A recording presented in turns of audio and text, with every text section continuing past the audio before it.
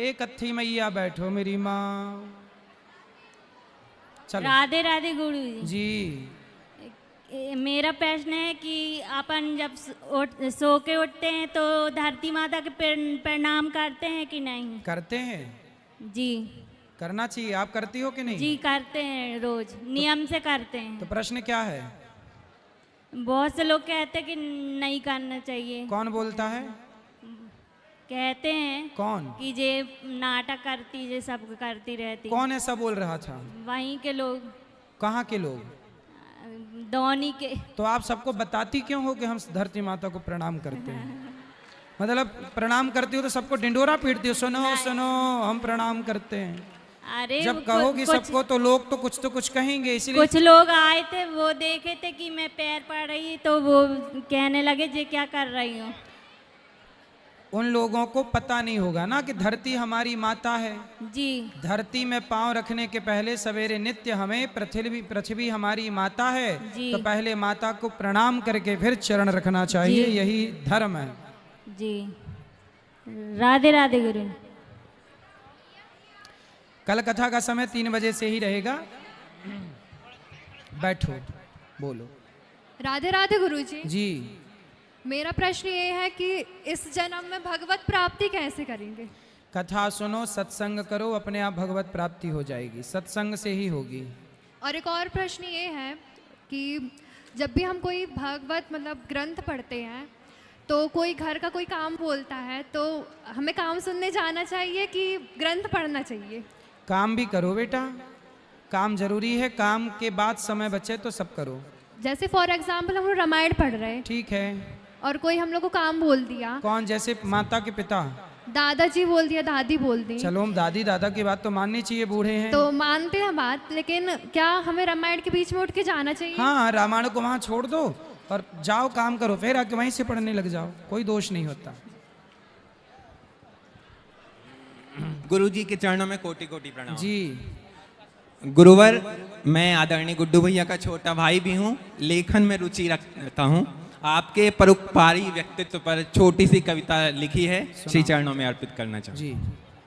तो गुरुवर, मैं समझता हूँ कि जननी और जन्मभूमि के वात्सल्य के समक्ष व्यक्ति सदैव बालक ही रहता है, इसलिए आपसे अग्रिम क्षमा मांगते हुए कविता में बालक संबोधन रखा। हाँ हाँ बिल्कुल, हम आप सबके बालक ही हैं। लिखा है, कितनी माएँ भूखी सोईं, कितनी रातें रोती सोईं, जब आशाओं का नाम न था और अंधकारमय भविष्य सारा।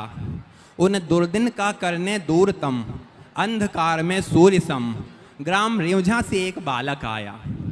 बालक ऐसा मानो उनका ही बालक हो, बालक ऐसा जैसा किसी कथा का नायक हो, बालक ऐसा कि परम सेवी पर अहंकार का लेश नहीं, परहित जीवन कर स्वयं कहे मैं विशेष नहीं। बालक ऐसा कि तन को जोड़ा धर्म से, धन को जोड़ा धर्म से, बालक जिसने कि तन जोड़ा सत्कर्म से। गुरुवर, जिनके पास न केवल प्रश्नों का हल है, बल्कि जिनका हर बोल इंस्टा पर वायरल है। प्रणय अर्थात प्रेम। गुरुवर, आपके इस मिट्टी से प्रेम के चलते आज यह पुण्यमयी कथा यहाँ हो रही है। तो लिखा, मातृभूमि से ऐसा प्रणय कि जन्म धरा आज पुण्य धरा, हरि कथा के ऐसे मीठे बोल जिसने भी सुना हर जीव तरा। वाह सुंदर।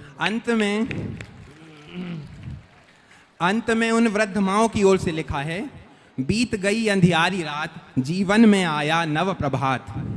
बीत गई अंधियारी रात, जीवन में आया नव प्रभात। अंतिम पंक्तियां गुरुवर, कल अश्रुपूर्ण थी जो आंखें, वो आज खुशी से हंसती हैं। रेवझा का वह नन्हा बालक आज देश की नामी हस्ती है। रेवझा का वह नन्हा बालक आज देश की नाम है। हम आप सबके बालक ही हैं, अपना बेटा अपना भाई ही मानो बस।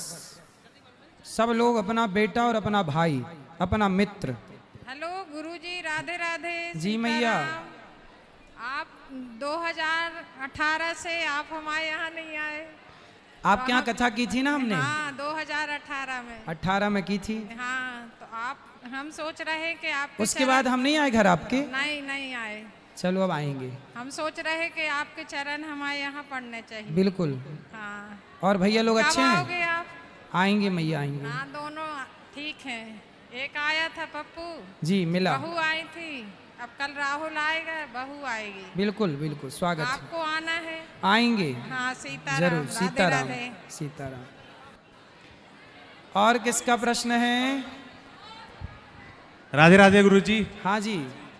गुरुजी मेरा ये सवाल है कि लड़कों को कान नहीं छिदाने चाहिए या छिदाने चाहिए? कर्णवेद संस्कार के अनुसार काफ़ी सारे मिथक हैं आज के दौर में, कौन सा छिदाएं कौन सा नहीं छिदाएं, कब छिदाना चाहते हैं, इसके बारे में आप बताइए। मैंने भी अभी अक्षय तृतीया में दोनों कान छिदवाए हैं। कोई मिथक नहीं है। कान छिदवाना कर्ण भेदन 16 संस्कारों में एक संस्कार कर्ण भेदन संस्कार है। देखो हमारे भी कर्ण भेदन संस्कार हुआ, हमने भी 2 कान छिदाए, दोनों 1 2 3 4 ऐसे।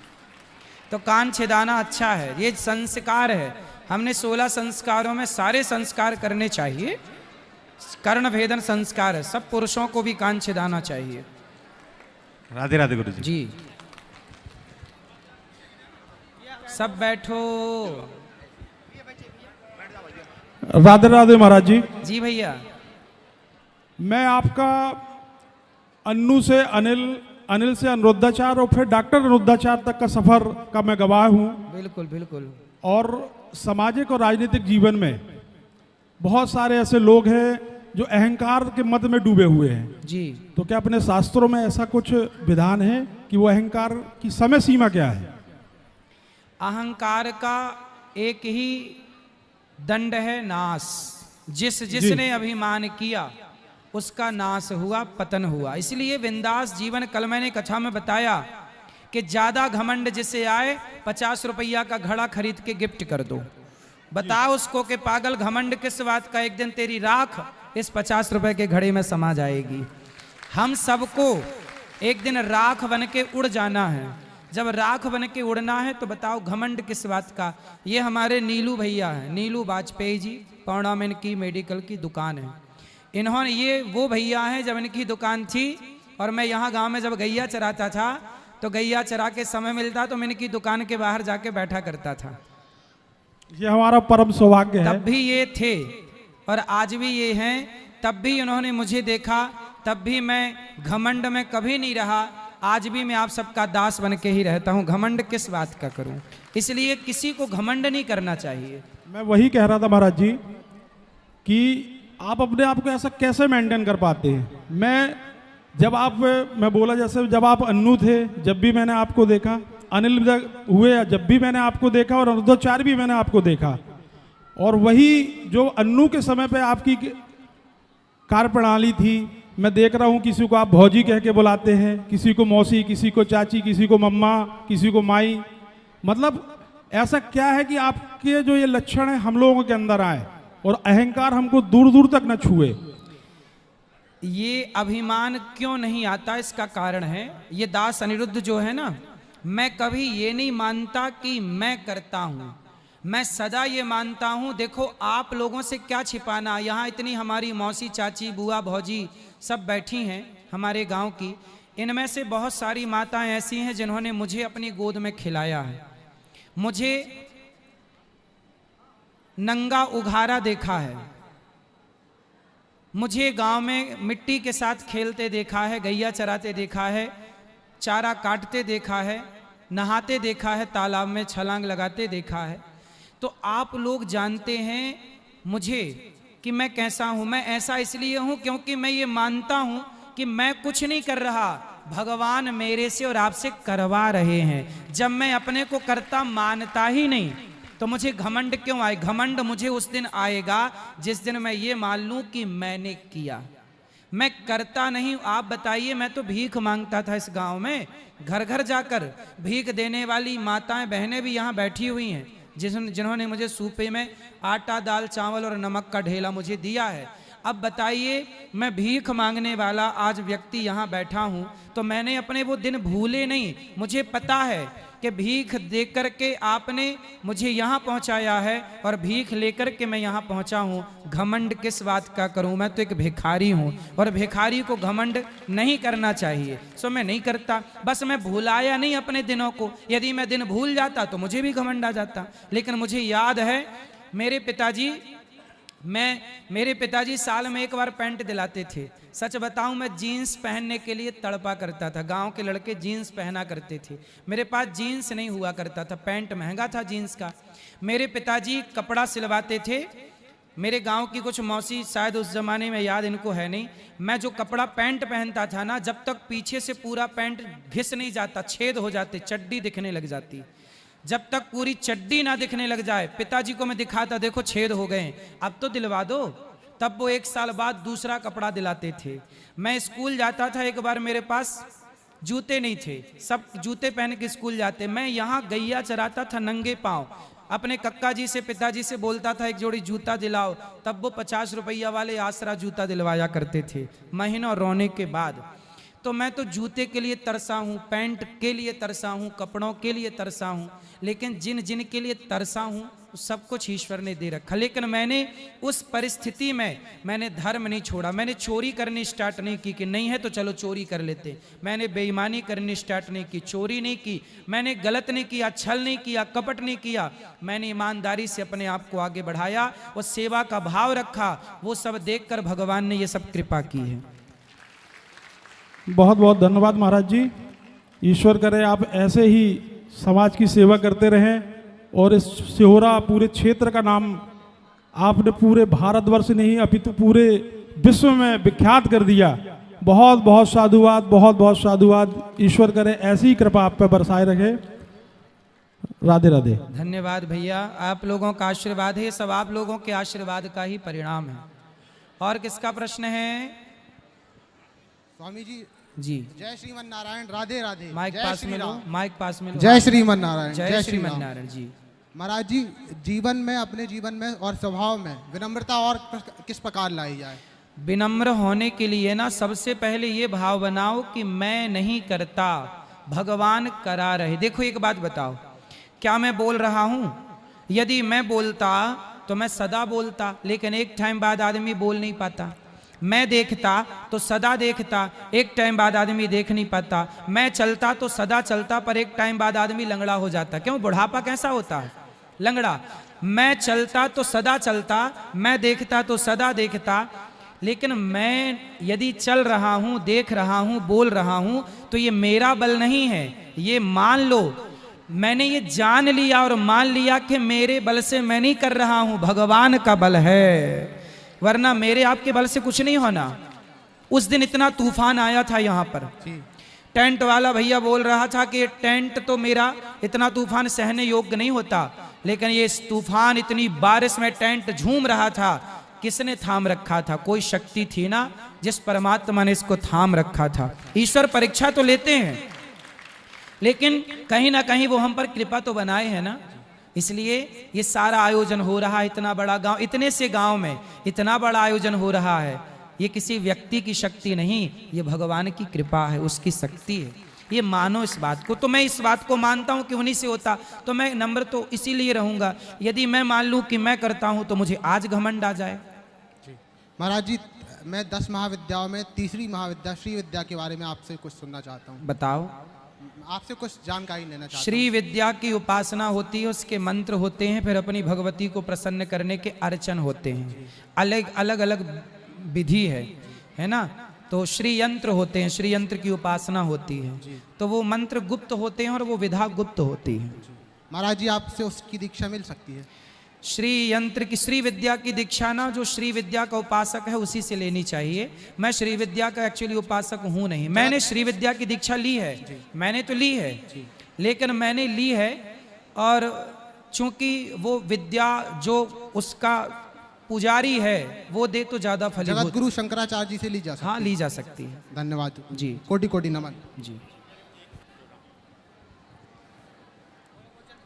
जी, जय श्री राधे। जय श्री राधे। जय मारुति नंदन। जय मारुति नंदन। महाराज जी, प्रश्न तो ऐसे है नहीं, थोड़ा सा अंदर के विकार बना है। बताइए। विश्वास, श्रद्धा, आस्था, इनमें अंतर। एक प्रश्न। दूसरा प्रश्न, आपने कथा तो ये 1 हफ्ते 9 दिन की यहाँ रखी, 7 दिन की। 7 दिन की, पर हाँ, 9 दिन मान के चल रहे हैं इसमें जी। बोहरीवन विधानसभा के लोग भरोसा मान के, विश्वास मान के गुड्डू भैया को वोट दिए और 3 माह से विधानसभा छोड़े बैठे हैं जी। जो भरोसे और विश्वास में जो विधायक बनाए हैं, अब उनका क्या होगा, हमारे विधायक का हो जाए जो 3 माह से यहाँ सेवा दे रहे हैं, उनके बारे में भी बताएं आप थोड़ा सा। तो हमारे गुड्डू भैया की मेहनत जो है उन्हीं के कारण यहाँ ये सब आयोजन हो रहा है। तो इसका फल वहाँ की जनता से मैं प्रार्थना करूँगा कि इस क्षेत्र में यदि ये भागवत हो रही है तो हमारे भैया गुड्डू भैया के कारण, इसलिए जनता खूब आशीर्वाद दे ऐसे विधायक को। जी जी जी, बहुत बहुत धन्यवाद। अब विश्वास, आस्था और श्रद्धा। देखिए, विश्वास, मंत्र जाप मम दृढ़ विश्वासा, ईश्वर पर विश्वास हो, ठीक है, और आस्था हमारी भगवान पर हो और श्रद्धा अपने काम पर हो। जो भी हम काम करें उसे बड़ी श्रद्धा से करें, मतलब श्रद्धा मीन्स बड़ी लगन से करें।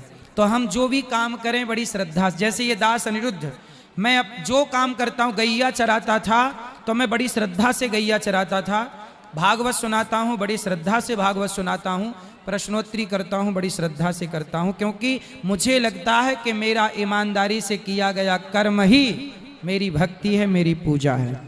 तो ये 3 अंतर हैं। और किसका प्रश्न है? अच्छा, राधे राधे गुरुजी। थोड़ा आगे आ जाओ, हवा बस। राधे राधे गुरुजी जी। मेरा प्रश्न ये है कि सहयोग बड़ा है या कर्म फल बड़ा है कोई भी लक्ष्य को पाने के लिए? देखो, सहयोग तो जरूरी है। आपके पिता ने आपका सहयोग किया पढ़ाई में, जब पढ़ाई में सहयोग नहीं करते तो आप पढ़ती कैसे? तो माँ का सहयोग मिला कि आप तो जब पैदा हुई थी छोटी सी थी, आपको कपड़े भी आपकी माँ ने पहनाया, तो सहयोग तो मिला ना माँ का। संयोग मींस कोइंसिडेंस, मतलब कोई चीज कोइंसिडेंस, संयोग। हाँ जी। अच्छा, आपने संयोग बोला, मुझे सहयोग समझ में आया। संयोग, अच्छा, संयोग और दूसरा कर्म फल। कर्म। संयोग योग कुछ नहीं होता, संयोग के भरोसे ना रहिए, कोई संयोग नहीं होता, कर्म ही सब कुछ होता है। यदि आपने कर्म किया है, धर्म पूर्वक मेहनत की है, मन लगा के पढ़ा है, तो पढ़ा है, लिखा है, तो संयोग से परिणाम नहीं आएगा कि संयोग से 90 नंबर आ गए, संयोग से 80 नंबर नहीं, संयोग से 80 नंबर नहीं आते, आपकी मेहनत से 80, 90 और 100 नंबर आते हैं। आप जितना बढ़िया पढ़ोगे, जितना बढ़िया कर्म करोगे, जितना समय लगाओगे अपने कर्म में, पढ़ाई में, उतना अच्छा कार्य होगा। ये संयोग के चक्कर में ना पड़ो, इत्तेफाक नहीं होता कुछ भी, ठीक है, वो कभी ठीक है, अलग विषय, ठीक है, थैंक यू। पर कर्म मुख्य है, मेहनत मुख्य है। राधे राधे गुरुजी। जी जी जी। मेरा आपसे पहला प्रश्न ये है कि जैसे कुछ रिलेटिव या बाहर वाले हम कुछ भी करें तो उसमें इतनी गलतियां निकालते हैं या गलत बोलते हैं, बुरा बोलते हैं, और अगर मैं जवाब दूं तो मुझे बोलते हैं लड़ने पर रहती हूं मैं, तो मुझे जवाब देना चाहिए या नहीं? देखो, जवाब तो सबको देना चाहिए, पर उचित जवाब देना चाहिए। जरूरी नहीं है, देखो आपने हमें गाली दी तो जरूरी नहीं है कि हम गाली का जवाब गाली से दें, है ना। गाली का जवाब मुस्कुरा के भी दिया जा सकता है।